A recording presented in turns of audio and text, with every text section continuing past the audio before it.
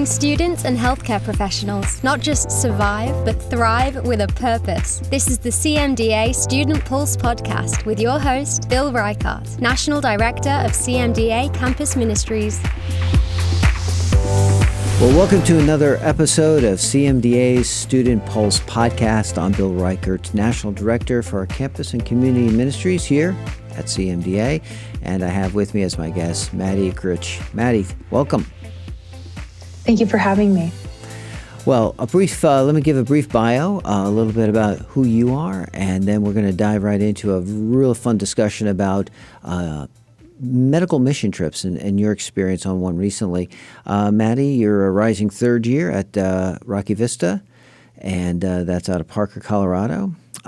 You are a native of Bakersfield, California, and did college, undergraduate in Texas and then in San Diego. So you've traveled a bit, yes, all around, and you took a trip to Nicaragua recently, which we're going to discuss. And again, you've been involved in the work and ministry of CMDA as a student and a student leader, and of course had a chance to attend one of our overseas mission trips. And I do want to touch on what led you to do that. But before we even launch into that, Maddie, why don't you discuss a little bit of your faith journey? How did you come to faith in Christ? And then maybe we can lean into how did you sense a calling into becoming a physician as well? So your journey in terms of your spiritual journey.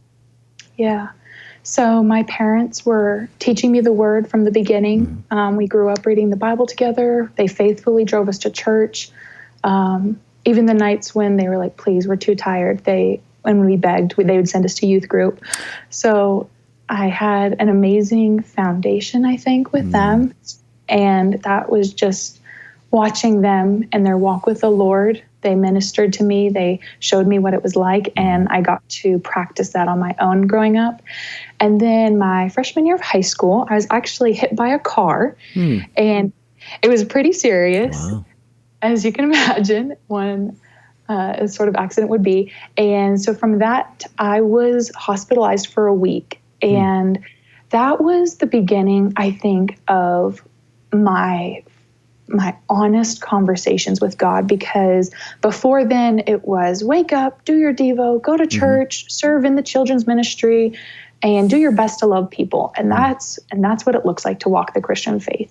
And after being hospitalized, after not being able to play basketball my freshman year of high school, everything that I had planned, making new friends, getting plugged into the high school, it all went away because I couldn't go back to school.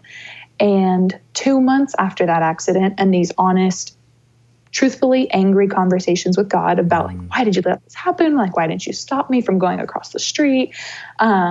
My mom was sick of me crying about my back pain. And so she's like, okay, I can't take this anymore. We got to take you to another doctor. And we went down to LA actually. And it was for a neurology appointment because my mom thought I had brain damage. Well, she was like, well, I don't know. She seems pretty normal to me, but I don't know why she's got back pain. So let's take an x-ray. And we came back for the results, and it turns out I had a crushed vertebrae. And so my whole world just flipped upside down. The accident was crazy, but to find out that I had been walking around for 2 months, with a broken back was just like, God, this is you. Your hand was over this. And so I had surgery that day, totally fine, went on to play college basketball even, and that was the start of me seeking this faith out on my own, of wanting to know God more and to just seek his will, to know why he works the way he works and how I can trust him more in it. And that continued when I moved to Texas and I wasn't under my parents' roof anymore, and I needed to find a church on my own. I needed to find community on my own and work to get plugged in. And then when he moved me to San Diego, and I just experienced him in the most beautiful of ways, with living near the ocean, with living with a community of believers that weren't perfect, but were seeking him with all their heart. And it's just been one beautiful thing after another, getting to see God's hand in my life. Well, I know that has not just ended back in those days. It continues to show itself, his hand in your life. That is Maddie. Going going to medicine is not an easy endeavor, and so we know it really does rest on a sense of calling. And it sounded like your experience within the medical community as a patient was a significant part of that. You're a Christ follower going into medicine. Had you thought through how those two things might intermingle or play off of one another? And then in light of that, was CMDA something you knew about even going into medical school there at RVU? Mm-hmm. Yes, I think that my faith and the way that Jesus lived and practiced his ministry, it perfectly correlates with being a physician, with wanting to help the healing of others. Mm-hmm. And that really came into play when I found out about osteopathic medicine and the difference between a DO and MD. Mm-hmm. And I was like, why would I seek anything else except for this holistic treatment of getting to have the same exact training as MDs mm-hmm. in addition to taking it further with the osteopathic manipulative treatment. Yeah. So I just love that so much of our education and curriculum especially is wrapped around whole person care of their spiritual, mental, physical, emotional health. Mm-hmm. And I was actually a member of CMDA. This is terribly embarrassing to admit, but I had forgotten about it. I was like, oh, I don't even know what CMDA is. And then I get to RVU and there was this whole club and I go online to register and I already have an account. And I was like, oh, God, you knew what you were doing. How did that happen? Was that a trip you were going on earlier? Or? No, there must have been something at my undergrad school that had just gotten me connected and I had signed up for it. I had been receiving emails for it and didn't remember how. Well, at least you didn't unsubscribe us. Thank you for that. So. Yeah. And so when I got to RVU and I found I was encountering this Bible study and these crazy kids who were just on fire for the Lord and seeking to do their best in medical school while also serving the kingdom. Yeah.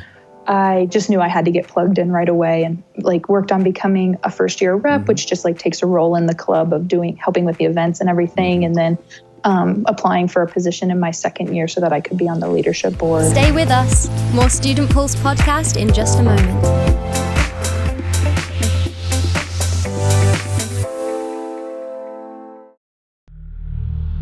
We are not to simply bandage the wounds of victims beneath the wheels of injustice. We are to drive a spoke into the wheel itself.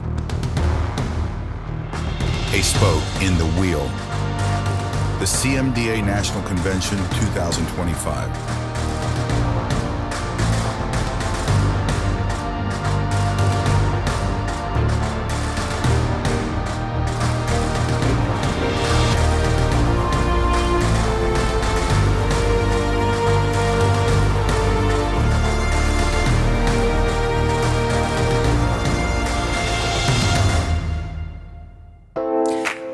As I mentioned, Giovanna was part of a discussion that will have dropped probably before this conversation will have dropped. Mm-hmm. And I was just real impressed with her heart for the Lord and of course sharing some of the things that are happening at RVU, which are just so incredible.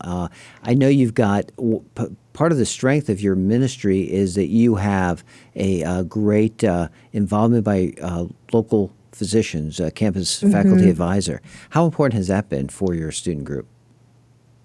I'm sorry, will you repeat that last question? Sure. How important has it been to have a strong, committed, involved, engaged campus faculty advisor for your student group? So important. And I think when they first walked in to our community, I was expecting oh, okay, they'll take over, they'll be the leaders, and the students will kind of just have a position every Monday night to sit and to listen. And what Dr. David Simon and Mrs. Gale have done has just been absolutely incredible. They've blown us out of the water with how they've loved us, with how they've served us, because they bring us dinner and they sit and they participate in our conversations. Yes. And there's no expectations with them of we have all this wisdom, we have all this experience, let us tell you. Mm-hmm. It's been so wonderful because they're just where are you? How can we help? Mm-hmm. Let us do that for you. And so from coming regularly, it's a 45-minute drive for them. Mm-hmm. They are so dedicated. Wow. Coming regularly, they invite us over to their house for meals, especially after the Nicaragua trip. We've come back to be able to share experiences, like what God is doing, what we remember, and like recount those stories so that we don't forget it. Oh, it's been so good. Well, that's a great testimony to anybody who's listening, who's in attending or watching, that it's really the simple act of being present. Being present as they were. They brought you food. That creates great opportunity for a hospitality discussion and conversation, but they were present. And it didn't take a lot. It took a lot insofar that they drove, yes, and they made a commitment of time and energy. But in terms of what was required, I mean, a simple thing like that I know has made an impression on you and Giovanna too, as she discussed this, that your local physicians, those who are coming and being a part of your campus group from the community have made a significant difference. And I think that's really important to highlight. Well, let's turn the corner now and talk about the trip that you just came back from. Nicaragua this past spring, correct? Yes. It's a GHO trip, which is part of CMDA, Global Health Outreach. Yes. And hang on for a second. I think we're going to just... We're going to do a hard cut here. Okay. I've got it just on you. The audio going in is... She's not having trouble hearing it because it's starting to cut in and out on the TriCaster. So I'm trying to fix it. Okay. But maybe ask the question, and then if I can jiggle the right cable, Okay. I can get it to where she can hear it properly. Okay. So we're having an audio kind of issue on our end. That's why I can tell you're having a hard time hearing me. Correct? Yeah, it's like every third word. So I can understand if I put the pieces together. Okay, every third word. Well, we gotta fix that. So we're gonna hit a hard stop. Hard edit will be at the point that I was about to transition into talking about the Global Health Outreach trip. So we're gonna just hang tight here for a second. And they're good at editing. So Great. And all right.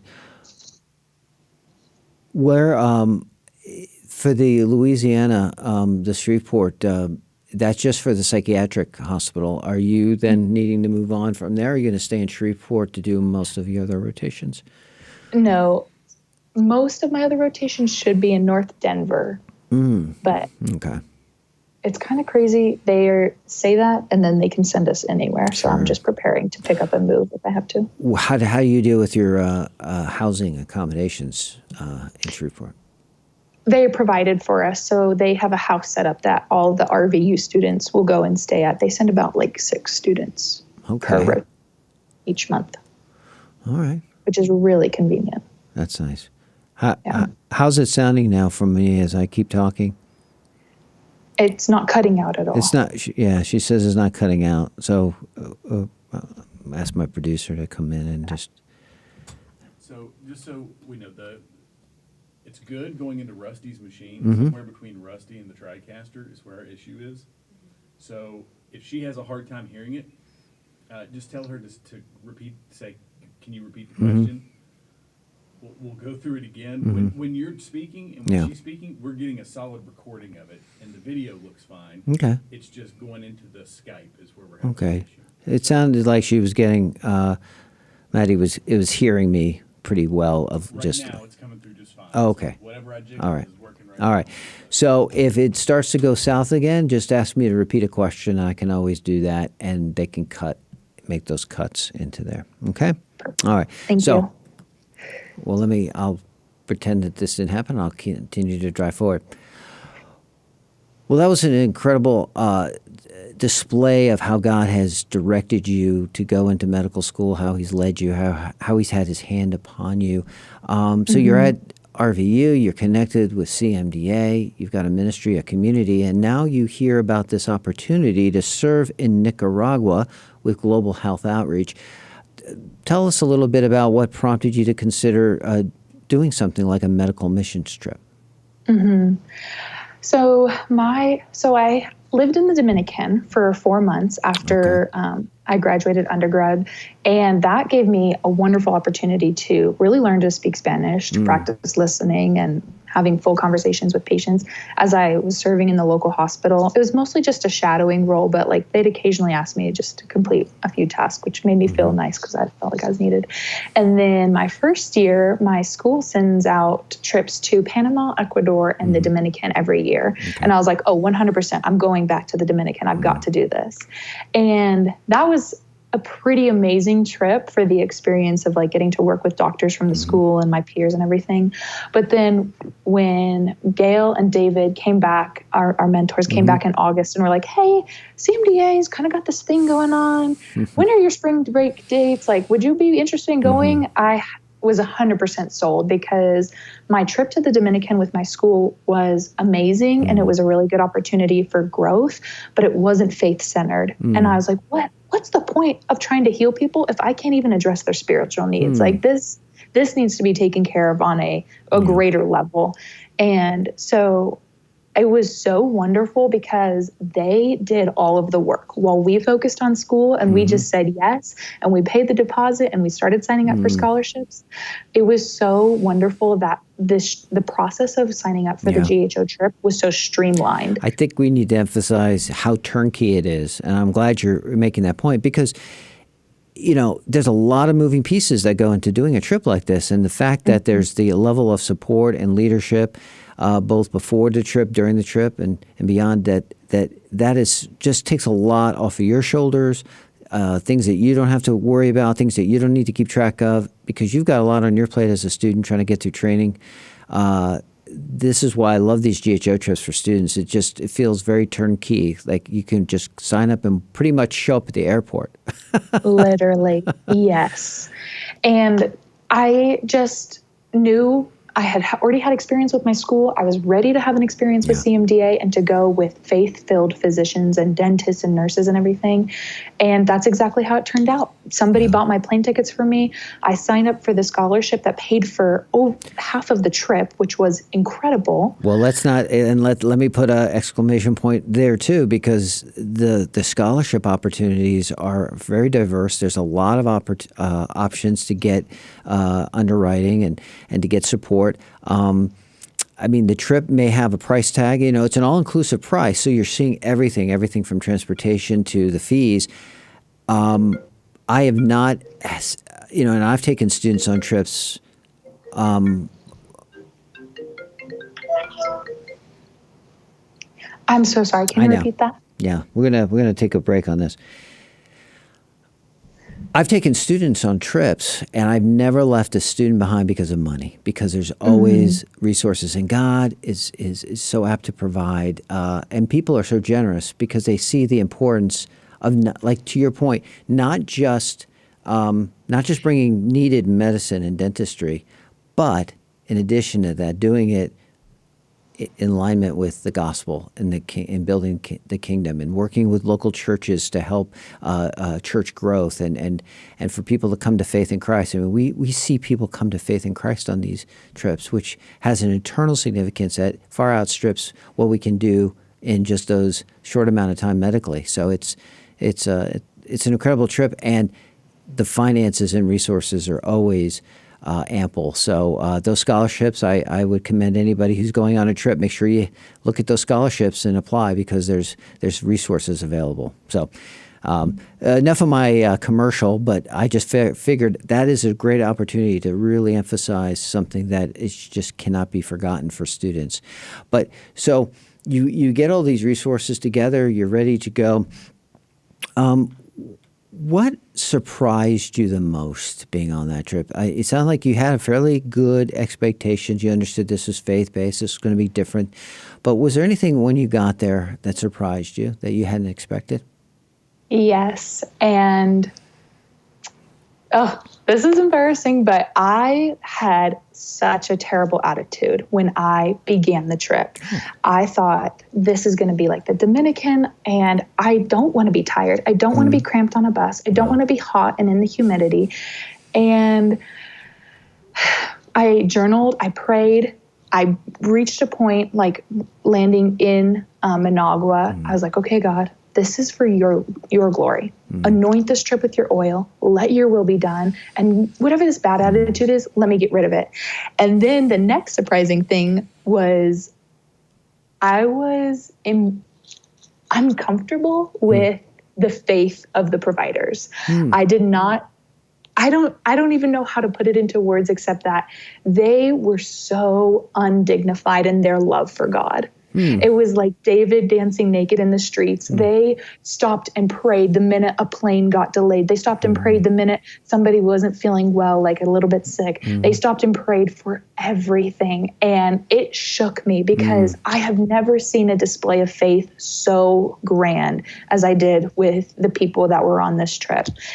And I was surprised by how embarrassed I was because I was like, I've been in the church my whole life. Why haven't I seen this before? Like, why is this feeling new to me? And throughout the week, God just started chipping away at that shock and saying, this is what my church is meant to be like, in giving and in praising me, in praying constantly. And I was just amazed that they were just so radical. They were crazy. Stay with us. More Student Pulse podcast in just a moment.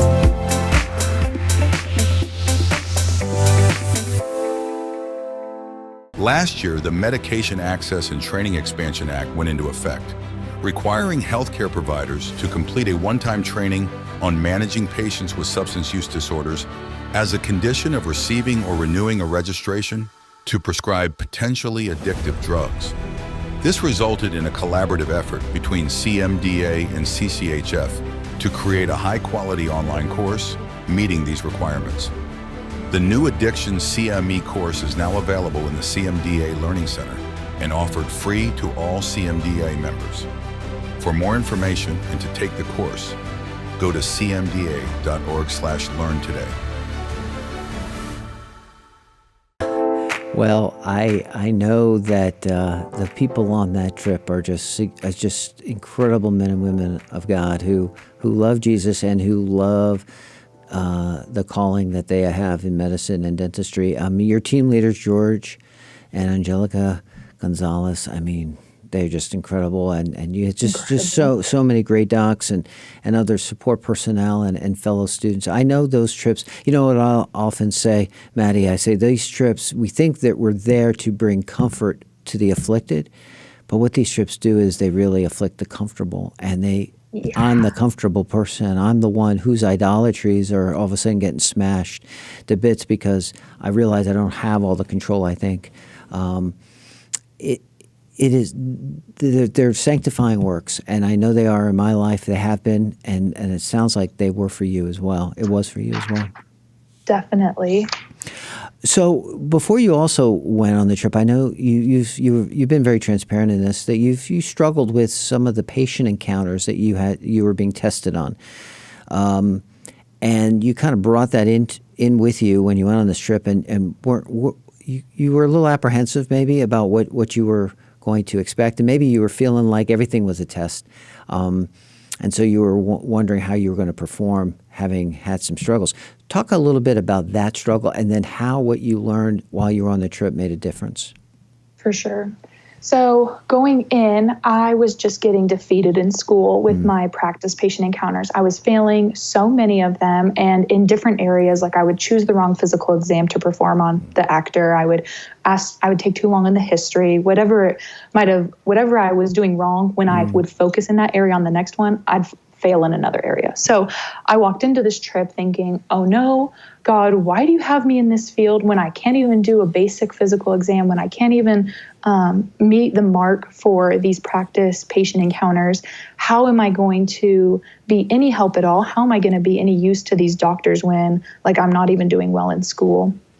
And he just took that situation and those feelings and said, that is not what I have here for you. I want you to encounter me, and I want you to let go of all of these things that you think you need to do, and all the ways in which you think you need to be perfect and be useful and be helpful to these doctors. And so during the trip, I was with the physical therapist. I was with the nurses in triage. I was with the doctors for a few days and then bounced between dentistry and pediatrics. And it was never about picking the right physical exam. It was never about like getting every single point so that I could say I did it right. It was about the stories of the patients, and it was about meeting them, knowing them, seeing where they're coming from, how we could help them in moving forward, like whether it was pain medication, whether it was training in body mechanics and how to lift things so that their back doesn't hurt. And God was just so gracious to me to take me out of my pride and out of these expectations that the world was shaping in my mind of you have to be getting these grades in order to define your success, to it's about loving them. And if you open yourself up to saying, I am willing, God, here I am, send me, I'm going to give you the skills to be able to do that. And I'm going to put you in the positions to utilize those skills in order to help my people, because I'm their creator and I know exactly what they need. That's a good word. And, it's just...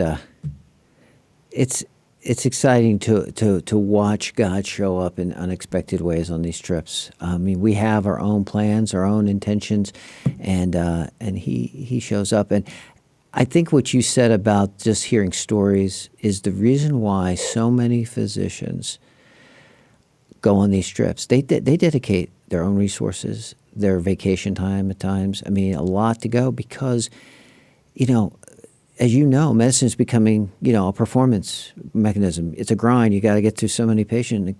Yeah. Well, they get a rejuvenation. This is what physicians have told me of their calling yet again, to remind themselves why they got into this is for the patient, to hear their stories, to be able to spend that time so they can invest in that patient, not just get them through and have their nose in an EMR.